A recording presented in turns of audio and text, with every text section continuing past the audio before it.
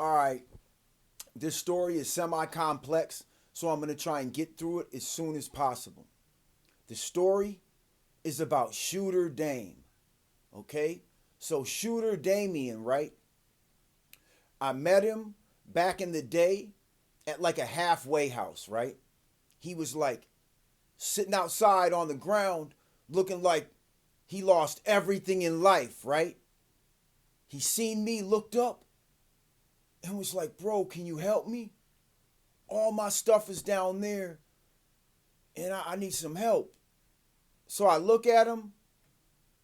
I can tell he's down and out, but he don't look like a homeless, cracked out, just the bottom of the barrel. You can tell he's still got something in him. So I'm like, yeah, bro, come on, man. Jump in the lack, bro. So he jumps in the Fleetwood. It's like a 93 bubble or something. We shoot down to the other spot, 1010 Curry, right? This is the bottom of the world for Minneapolis, you guys. I'm telling you, this is the worst place in Minneapolis. Hopelessness and despair does not even it doesn't come close to explaining this place, man, right? So he was at 1010 Curry and he got to the halfway house. The halfway house was a blessing, right? So I help him out, we get cool, and I teach him something. I show him how to get money. He goes bananas. He goes bananas and fucks it all up. Without me knowing, by the time I knew, it was too late. I'm like, you did what? Bro, like, he fucked it all up. And he fucked up something. He fucked up a really good hustle for me. And he made it so I could never do it again, man. So he owed me, and he owed me fucking big. And I didn't think he could ever atone for what he had fucked up. So one day, he comes at me. He said, hey, Nick, check this out, bro. I want you to come, do this roofing shit with me. I'm like, what? Nigga, I ain't trying to do no work like that. The fuck? He's like, no. Bro, it's way different. It's thousands and thousands of dollars, bro. It's like buku dough. I'm like, all right, nigga, you owe me. So what you talking about? So he puts me on to the roofing industry. I shit you not. One of the most worthless sons of bitches on the planet. Puts me on to the career that I'm in right now. I've been doing this over 10 years, but I was like on and off with it in the beginning, right? So Shooter Dame puts me on to the best career of my life that allowed me to be what I am right now as I sit in this chair. Okay? It allowed me to get out of the streets. It allowed me never to have to sell drugs again. It allowed me never to have to do what I was doing before, what he fucked up. You know what I'm saying? Man, I basically knew how to just make money. Literally. But it wasn't counterfeit. I'm not going into it. But it got us in trouble with the Secret Service, which I didn't know. I didn't know that the Secret Service comes after people that do certain financial crimes. I learned that the hard way. Okay? So Dame did some shit, but he really did it on his own though.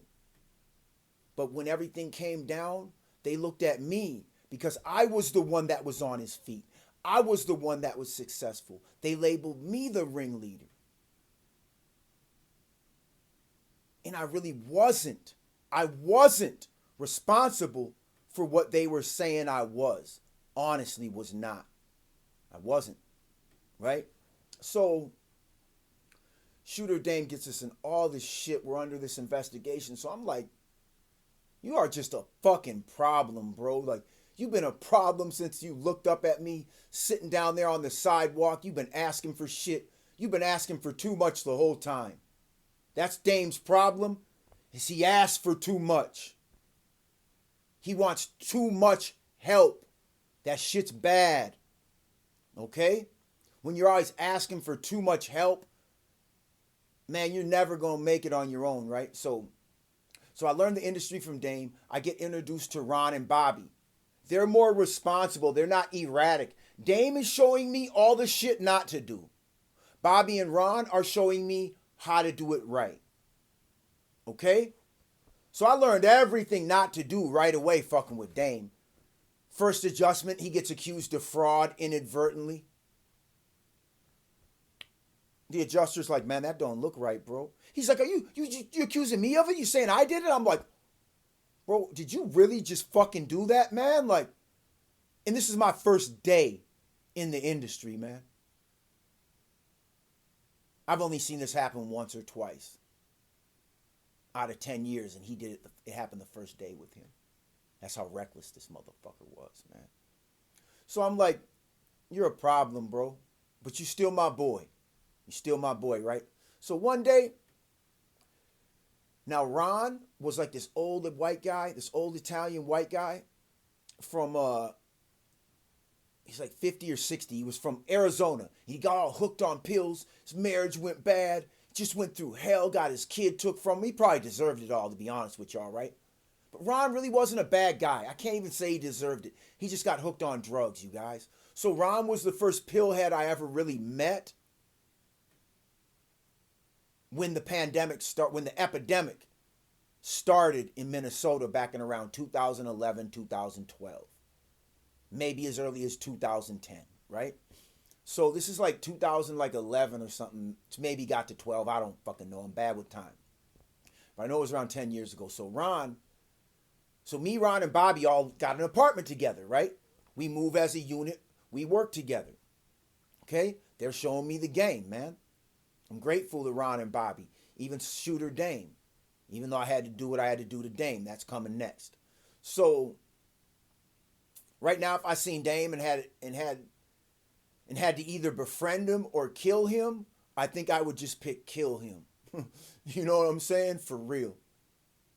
That's just where we're at, man. Like, we can't never shake hands on nothing again, right? And this is why.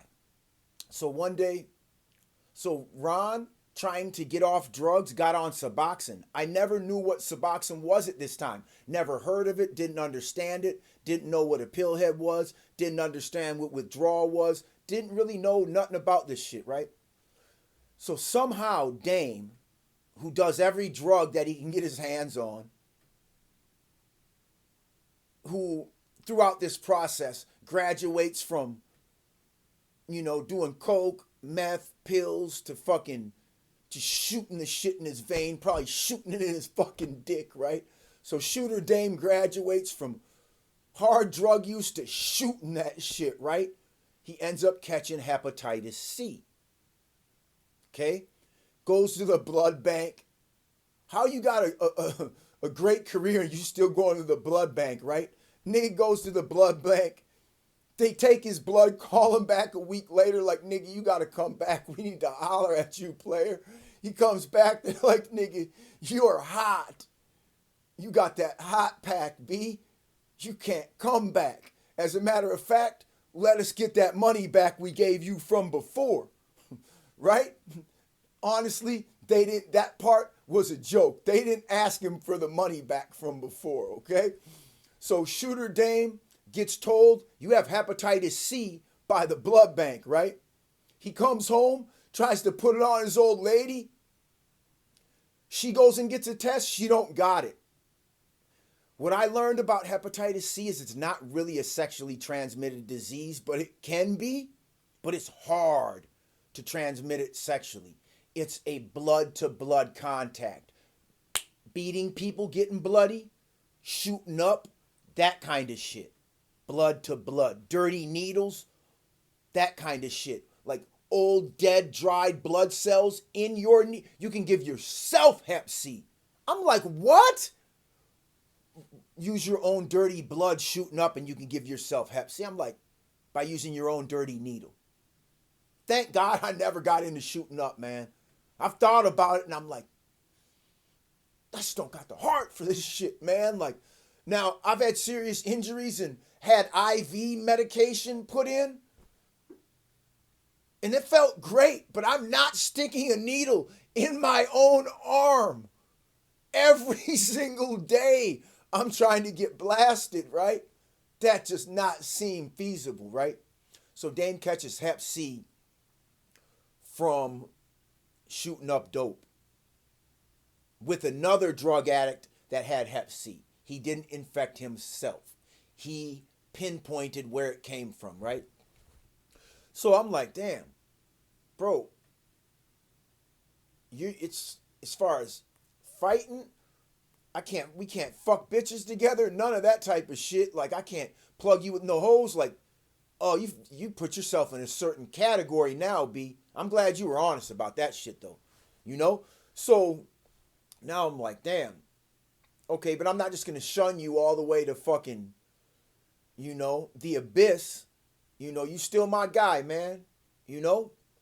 So one day, so Dame ends up getting hooked on Suboxone, and we fall out because he told one of my homies that I robbed him.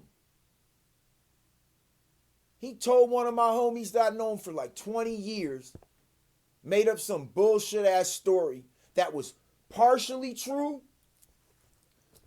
but I had to do it because of how he was operating. That's black ops. We can't talk about why I had to twist my homie, right? But when I twisted him, it was for like $700, and I was really just trying to teach him a lesson. Because I told him I don't want to do this for you anymore. And he kept coming at me and he wouldn't stop. So I ended up just saying, fuck it. Twisted him for that little 700. Supposed to be 750. That was the issue. Was shortchanging and then asking for something I didn't want to do in the first place, that I requested that you never ask me again. Upon him, he kept doing this.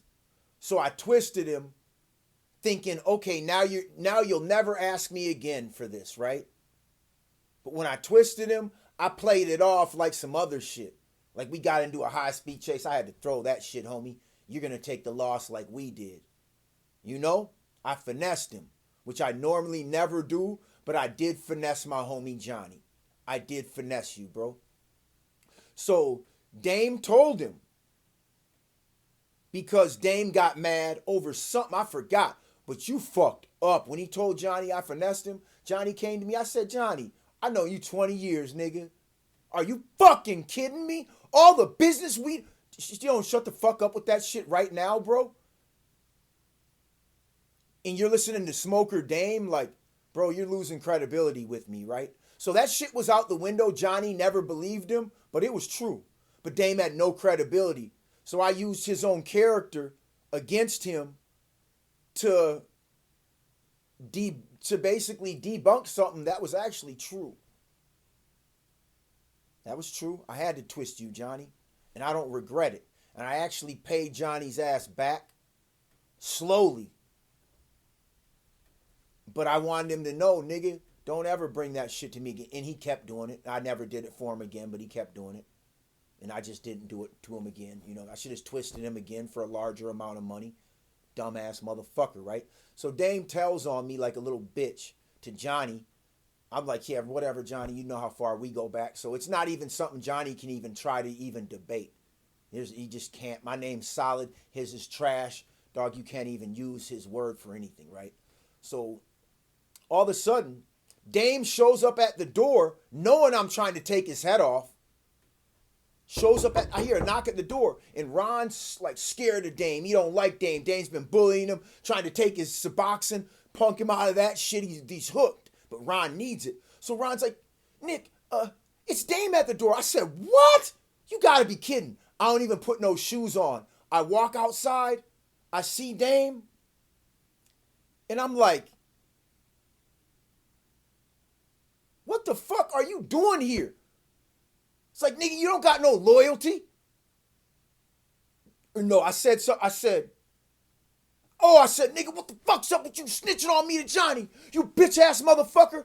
And he was like, oh, I ain't got no loyalty to you. And Dame's about $160, $170 on a good day. Maybe he can get up to about $180 if he don't get all high and fucked up, right? At the time, he's probably about $160. I'm about a $180, $190. I grab him. I said, you motherfucking right, you ain't got no loyalty to me. I sling him down the hallway. The nigga comes running back at me. Mind you, I don't want to punch him because of the hep C. I don't want no blood. I don't want to fight you. I just wanted to confront him. But I wasn't really going to beat him up. As far as he was off limits for fighting.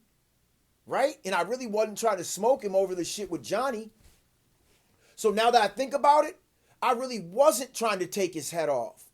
I just knew when I seen him that it was going to have to be some words, right? So I slung him down the hallway. He came running back and punched me right in the mouth. Boom, he hits me in the mouth.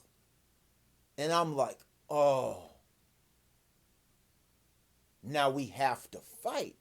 I grab him with one hand. I twist him up into a guillotine chokehold, but he puts his chin down.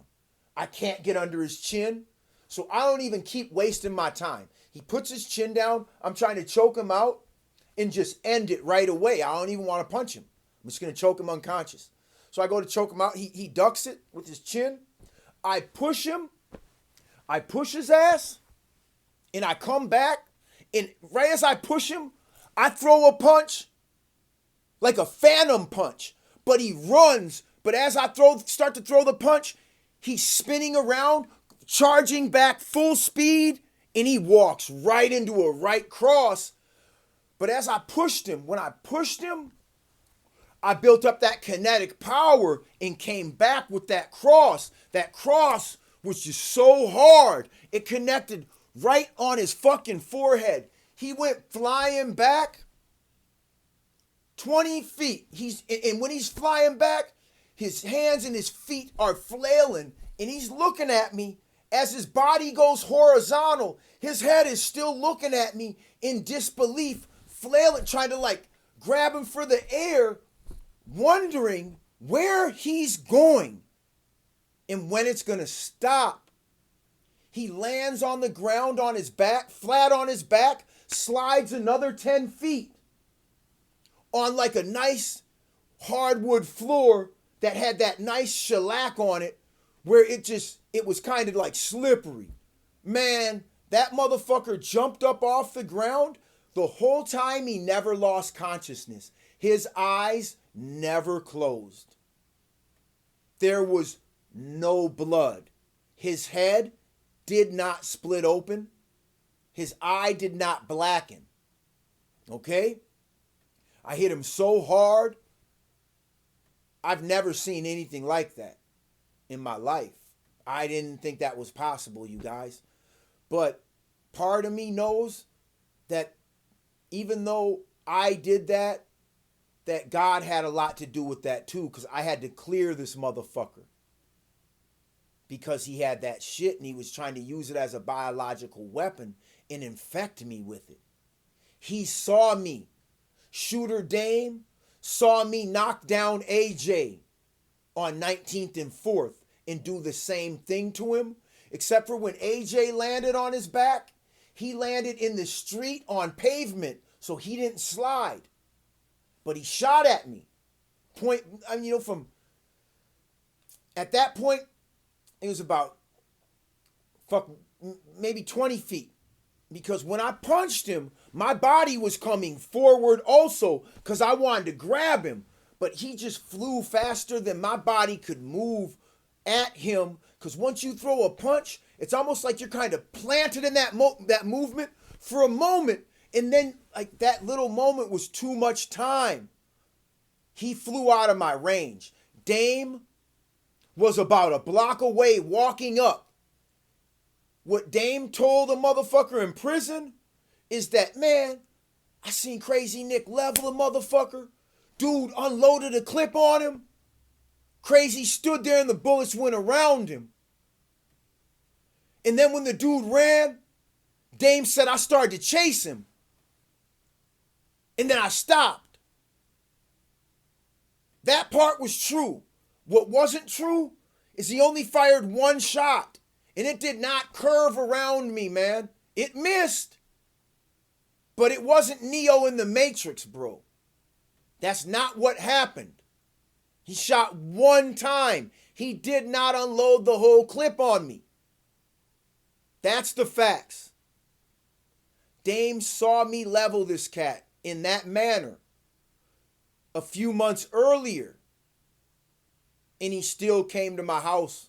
He really didn't want to see me, but he knew he was risking me being inside and coming out the door and answering the door because he knew Rom was going to duck him.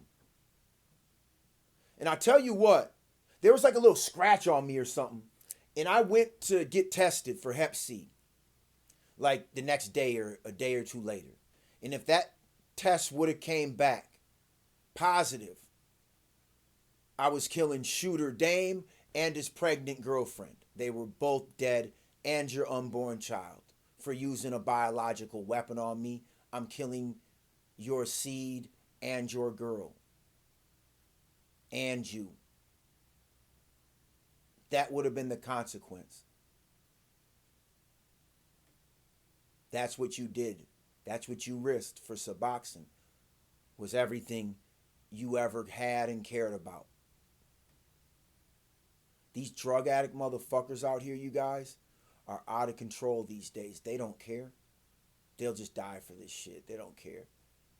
They don't give a fuck, bro. They'd rather just be dead. They're that miserable. That's the story, though. And honestly, I knew 10, 20 years ago that nobody would ever believe these stories if a day ever came where I told them. So if this is beyond your comprehension, I do understand, but I'm not going to change my reality in my story so you can understand it better. I'm not going to do that for you. I'm not going to change my history, my legacy, because it's over your head. If you think I'm capping, please just unsubscribe. Don't even waste your time, you guys. There was like 8 witnesses to this. When I leveled Shooter Dame, Ron was like, he flew like a fucking rag doll. He went flying like a rag doll. Because I forgot. I was talking to my homie G. And G was like, no, Ron told me about that. I was like, oh, Ron did see it. I forgot Ron was peeking out the door. He wanted to see Dame get smashed. He didn't want to give up his Suboxone. I didn't care about their petty little dispute over the pills. It was personal with me and him. I wasn't really trying to protect Ron, but I did. And in turn, Ron and Bobby put me in the best career of my life. You know? I got a lot of love for them dudes, believe it or not. If y'all are out there and you see this shit, know I never forgot about y'all, and you guys saved my life. Thank you, man. I had to go through all that and a bunch of shit y'all don't know about just to get where I am today, man. So never give up. Just keep fighting, man. You're going to die anyway. Just keep fighting, man. Even if you can't do what I do, try. You don't know. I didn't know I could do that. I didn't know I could knock somebody like that. I mean, I did it before, but I didn't know I could knock somebody that far. That was nuts. I picked up the sunglasses that he had that I either knocked off his face or he dropped. I picked him up. I threw him down the hallway, and I said, get the fuck out of here and don't ever come back, punk. He didn't say shit. He just got up and left. And he wasn't like stumbling around grabbing walls. He just got up and left like he didn't really get hit that hard, man. But it was the hardest shit. It was the hardest punch that probably I've ever landed on somebody, but it wasn't the hardest punch I can throw. Half the impact was him running into the punch head first. He just charged in, not throwing punches. I threw a phantom punch, and he just walked into it. If I wouldn't have thrown that punch before it was necessary, it wouldn't have got him. And I threw it before I even knew what he was going to do.